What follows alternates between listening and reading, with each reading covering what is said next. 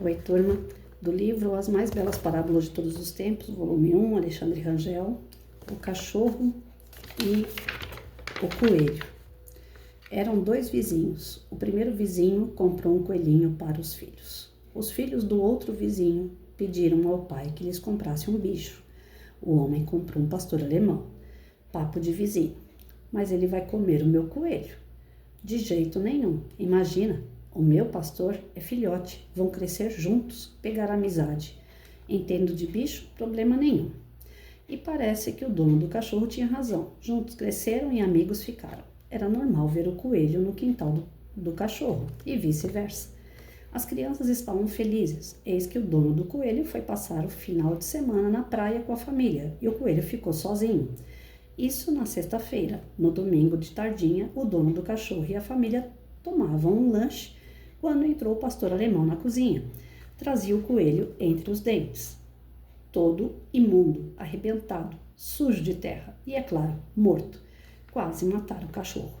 O vizinho estava certo e agora? E agora? Eu é que quero ver. A primeira providência foi bater no cachorro, escorraçar o animal para ver se ele aprendia um mínimo de civilidade e boa vizinhança. Claro, só podia dar nisso. Mas algumas horas e os vizinhos iam chegar. E agora? Todos se olhavam.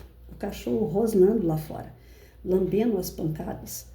Já pensaram como vão ficar as crianças? Calha a boca, não se sabe exatamente de quem foi a ideia, mas era infalível. Vamos dar um banho no coelho, deixar ele bem limpinho, depois nós o secamos com o secador da sua mãe e o colocamos na casinha dele no quintal. Como o coelho não estava muito estraçalhado, assim fizeram. Até perfume colocaram no falecido. Ficou lindo, parecia vivo, diziam as crianças. E lá foi colocado com as perninhas cruzadas como convém um coelho cardíaco. Cerca de 3 horas depois eles ouvem a vizinhança chegar. Notam o alarido e os gritos das crianças. Descobriram. Não deram 5 minutos e o dono do coelho veio bater a porta. Branco, lívido, assustado. Parecia que tinha visto um fantasma. O que foi? Que cara é essa? O coelho. O coelho. O que tem o coelho? Morreu. Todos. Morreu? Ainda hoje à tarde parecia tão bem. Morreu na sexta-feira. Na sexta? Foi antes de viajarmos. As crianças o enterraram no fundo do quintal.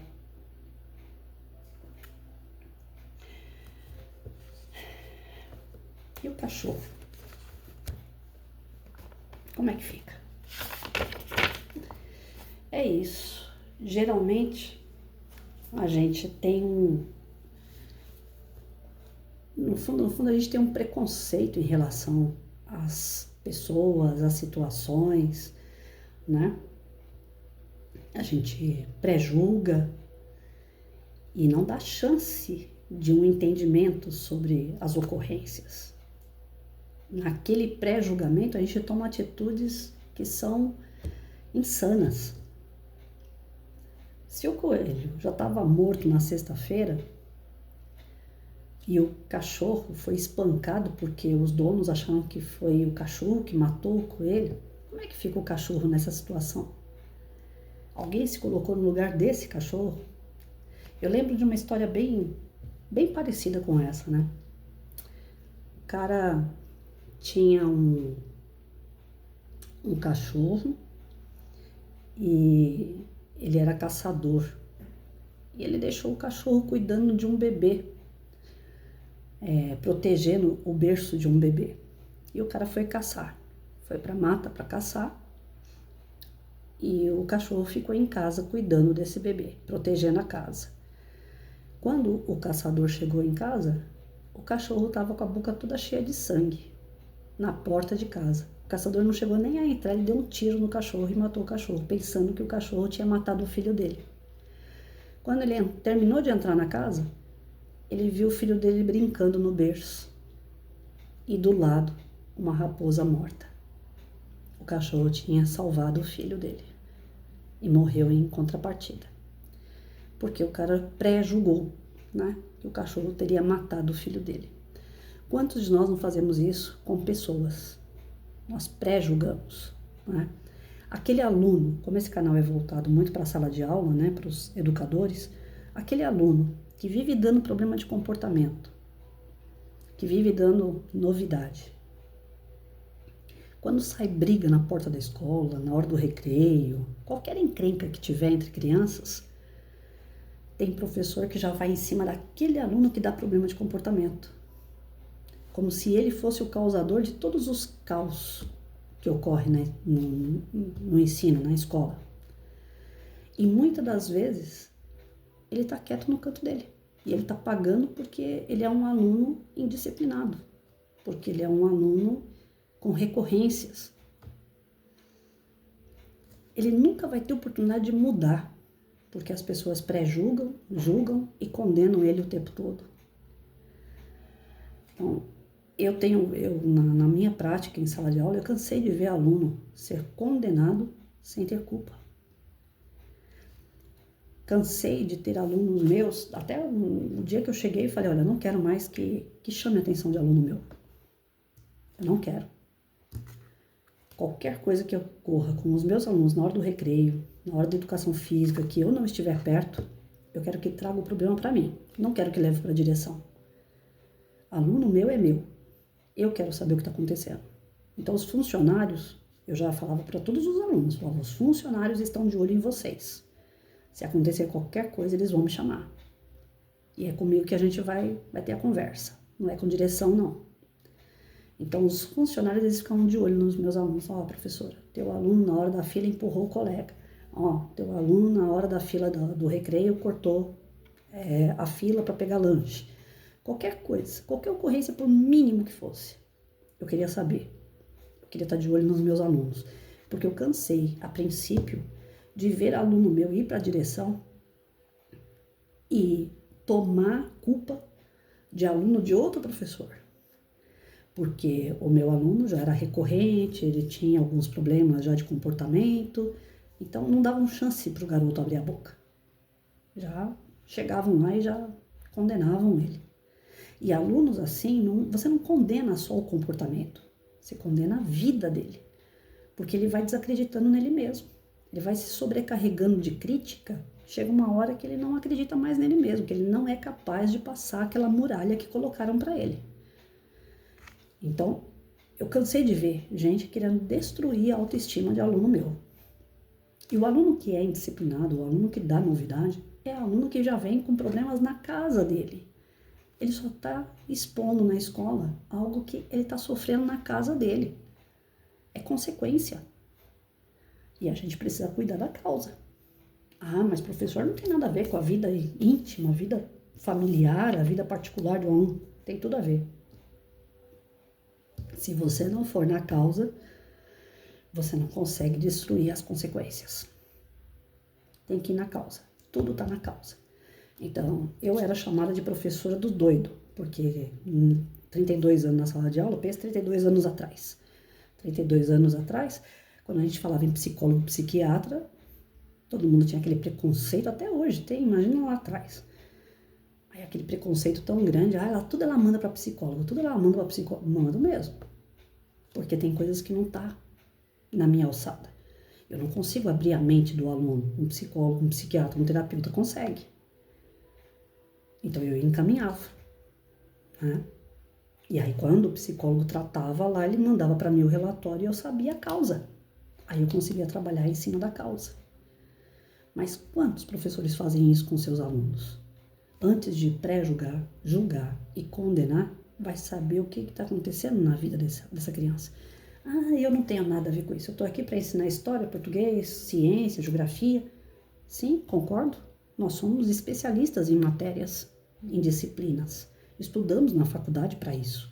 Para orientar, para passar o conteúdo programático, o currículo. Tá, nós somos capacitados para isso. Mas antes de tudo, nós somos seres humanos. E as crianças são pessoas, são vidas. Elas não podem ser só julgadas e condenadas. E o pré-julgamento já condena. O pré-julgamento já é aquela coisa da discriminação. aluno meu que passava pela direção e que eu via o diretor acabando com o meu aluno sem saber o porquê das coisas, eu tirava o aluno às vezes da sala do diretor e falava, não, vem cá. Eu não sabia que ele estava aqui, mas eu vou dar um jeito nisso. Você não precisa falar nada, pode deixar que eu resolvo. O pré-julgamento é a condenação, porque você tem um preconceito, você já tem um conceito anterior do que realmente as coisas são. E a gente mata, a gente discrimina, a gente joga de lado. Isso é o terror na educação. Isso é o terror dentro de uma sala de aula, isso é o terror dentro de um ambiente familiar. Tudo tem que ser conversado, tem que ser entendido. Às vezes são conversas que são até improdutivas, porque você repete a mesma coisa, você volta a falar sobre o mesmo assunto, você volta a esclarecer, você volta a jogar aquela moral toda em cima do indivíduo de novo. Mas tem um ditado que fala, água mole em pedra dura, tanto bate até que fura. Então, às vezes você tá lá jogando aquela moral todinha em cima da criança, não deve, isso não pode, tal. Mas é pro bem. O que não pode ocorrer nesse falatório todo é culpar. Você jogar a culpa, você joga o questionamento. Você gostaria que fulano fizesse isso com você? Você fez isso, você sabe que isso dói, você sabe que isso machuca. Apontamentos para descobrir realmente se tem um envolvimento ou não com aquela situação. Aí se tem, você joga moral. Mas jogar moral em cima de uma pessoa sem antes saber se realmente ela tem culpa no cartório é discriminar. Você vai matando a pessoa. Eu falava para o meu filho o seguinte, quando ele ia para a escola, eu falava para ele, você tem todo o meu apoio, só você não pisar na bola. Eu não quero ouvir reclamação na escola sobre você. Escola é lugar para você pegar seu caderno, copiar sua lição, fazer sua lição, responder ao professor quando ele pergunta. Respeita a professora acima de tudo, pode ser bom, pode ser ruim. Olha que ele pegou o professor ruim pra caramba. Eu falo pra ele, respeita. Cada um é do jeito que é. Eu não quero chegar lá e ter problema. Não quero ouvir nunca uma reclamação tua. Então eu preparava meu filho, eu sabia como é que ele ia agir na escola. Aí um dia chegou aqui, Patrícia, você foi chamada na escola. Eu falei, eu fui chamada? Estranho. Mas fui lá. Antes de ir, falei pra ele, olha, eu não sei o que foi que houve, mas eu não quero reclamação. O que foi que aconteceu lá? Não aconteceu nada, eu só tô com medo de você brigar comigo, não sei o quê, por isso que eu não te falei nada, porque ele não me deu o recado, que eu estava sendo chamada na escola. Eu tenho medo que você vai ficar brava comigo, não sei o quê. Eu falei assim, eu vou ficar brava se você estiver errado. Se você não estiver errado, eu não tenho que ficar brava com você. E aí eu fui na escola com esse pé de conversa com ele. Chegou lá, você vai assinar aqui que ele brigou com um garoto na sala de aula. Eu falei, quem viu a briga? Ninguém. Como é que começou essa briga? A gente não sabe, eles estavam de aula vaga. Como que é o outro aluno? O outro aluno é danado, o outro aluno ele gosta de perturbar todo mundo. O teu filho é quieto, sentado e tal, mas o teu filho é esquentado. Então, assim, diante do eu não sei o que aconteceu, não sei quem começou, não sabe por que começou. Por que eu ia ficar brava com meu filho? Foi a única vez que eu fui chamada na escola. Eu não fiquei brava com ele por conta da ocorrência. Eu fiquei brava com ele porque ele não me avisou que eu tinha sido chamada na escola. Ele com medo de falar, você vai lá na escola, você vai acabar brigando comigo. Ele não me falou nada. Aí eu fiquei brava porque ele mentiu pra mim. Mas pela ocorrência, eu não fiquei brava e não assinei nada na escola. Falei, eu não vou assinar que ele brigou com o garoto, porque se vocês soubessem a causa, se vocês soubessem quem começou, por que começou, aí sim, se foi meu filho que criou toda essa situação, eu assino. Mas ninguém sabe. Como é que eu vou fazer isso? Eu não vou assinar. E é isso, ideias pré-concebidas, eles estão envolvidos, eu só vi a consequência da coisa, eu não vi a causa. Eu não posso pré-julgar, eu não posso condenar ninguém. Se eu chegar num ambiente onde um ladrão foi morto por um polícia e eu não vi a ocorrência, o policial é um bicho, mas eu não vi a ocorrência. Quem me garante que esse policial não matou o ladrão em razão da própria vida? Eu não posso pré-julgar, eu não posso condenar. Só se eu vi. Se eu tivesse visto, tudo bem. Mas se eu não vi, eu não posso, porque falaram, porque... Não, é isso. Na sociedade tem muito isso. Nós gostamos de dar pitaco em tudo. A gente gosta de dar palpite em tudo. Tudo a gente é pitaqueiro. Mas muitas das coisas que a gente dá pitaco, a gente não sabe nem por que tá dando pitaco. A gente vai no embalo. As ideias pré-concebidas são as maiores que se propagam no meio de nós. Agora, aquelas ideias que são estudadas, que há uma reflexão, que é feito testes, que é feito toda uma pesquisa real e séria, ninguém tem tempo para ver. Ninguém quer ver pesquisa, ninguém quer ver, quer estudar o lado científico das coisas, o lado real das coisas. Todo mundo fica dando pitaco. Se vocês pegarem hoje esses vídeos curtos de internet, tá cheio disso. Tá cheio. É um dando pitaco em cima do pitaco do outro, né? E é uma coisa assim tão louca que viraliza na internet vídeos com milhões de visualização. Alguém pega um vídeo desse que eu tô gravando aqui, aí coloca a carinha da pessoa do lado aqui, uma outra câmera aqui do lado, do meu vídeo. Tá aparecendo o meu vídeo, eu falando as coisas que eu estou dizendo agora, e a pessoa aqui do lado. Tá vendo o que ela tá falando? Presta atenção no que a Patrícia acabou de dizer. Olha, isso daqui ela falou tá certo. Olha, isso daqui, não, ela viaja na maionese. Aí a pessoa fica aqui naquele quadrinho aqui, dando pitaco naquilo que eu tô falando. Aí vem um outro, uma terceira pessoa, e abre mais uma caixinha.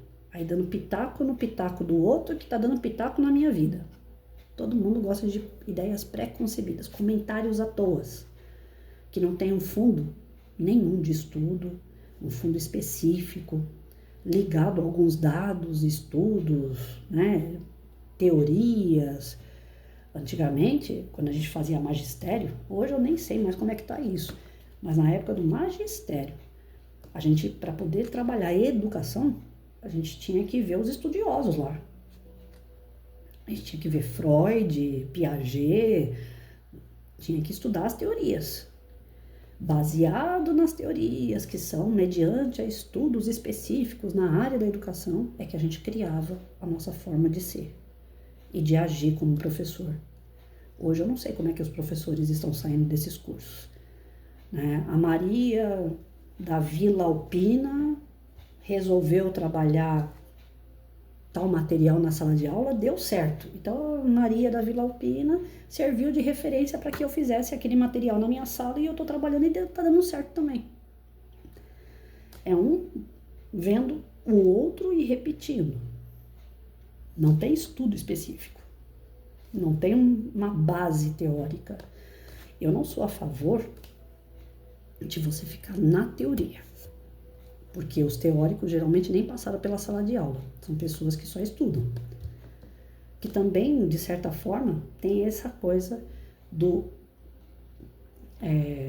das ideias pré-concebidas. Porque de acordo com aquilo que ele acredita, ele vai buscando teorias que reafirmam aquilo que ele já acredita. Quando você vai fazer um TCC na faculdade, por exemplo, eu fiz de ética e moral. Eu fiz um TCC baseado nesse tema. Por que ética e moral? Porque eu gosto demais desse tema. É uma coisa minha. Já está internalizado esse trabalho de ética e moral desde que eu me conheço por gente. Então eu fui buscar um tema que tem a ver comigo. E eu fui buscar teóricos que afirmam aquilo que eu acredito. A mesma coisa são as bases dos teóricos que fundamentam educação, segurança, saúde e assim por diante. Não é achismo. E isso que aconteceu aqui, esse exemplo do texto, é o achismo. Eu acho que foi fulano que matou. Eu acho que foi o fulano que fez e deu certo. Eu acho que aquela teoria funciona. Eu acho. E isso a gente faz com os alunos como se eles fossem cobaia. Eu vou experimentar. E aula, educação, não pode ser a base de experimento humano. Você não pode ficar usando o seu aluno como cobaia, testando as suas potencialidades. Você tem que encontrar meios para que ele desenvolva a potencialidade deles. E o pré-julgamento não cabe nesse meio. Não cabe. Você não pode apenas rotular. Você tem que buscar as causas. Você tem que buscar a fundo o que está acontecendo com a criança para você desenvolver ele. Achismo na educação não funciona. Ideias pré-concebidas não funciona. Pré-julgamentos é matar teu aluno. Jamais.